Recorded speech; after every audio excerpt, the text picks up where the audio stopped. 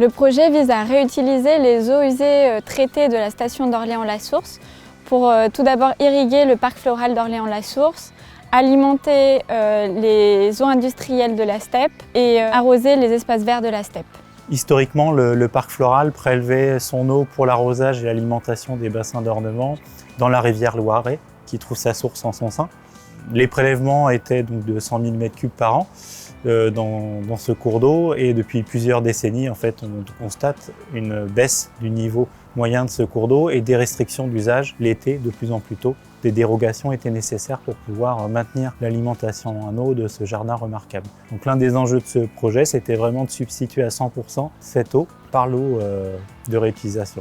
Initialement, la steppe était conçue avec une filière de traitement classique, sans traitement microbiologique et avec un ouvrage abandonné, le décanteur primaire. Les eaux usées traitées étaient rejetées dans la Loire.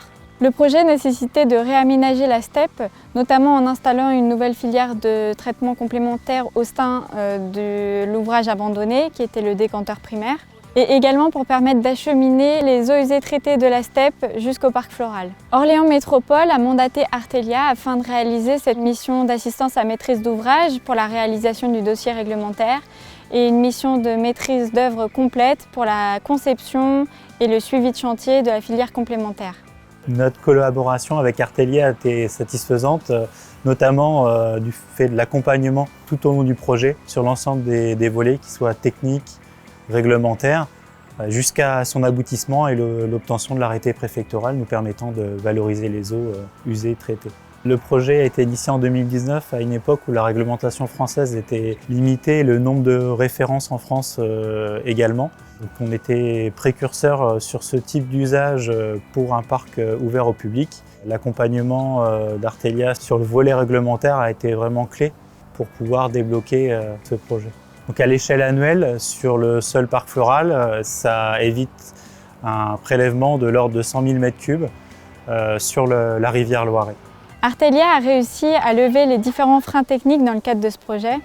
En effet, les différents acteurs que nous avons rencontrés, la DDT, l'ARS, l'hydrogéologue agréé, ont tous donné des contraintes techniques spécifiques qu'il a fallu intégrer et prendre en compte dans la conception et la réalisation de ce projet. On peut s'inspirer de ce type de projet qui est un bon exemple à suivre puisqu'il permet de protéger la ressource en eau d'un point de vue quantitatif d'abord et également d'un point de vue qualitatif, puisque l'eau du Loiret qui était initialement utilisée pour arroser le parc est de moins bonne qualité que l'eau usée traitée de la steppe.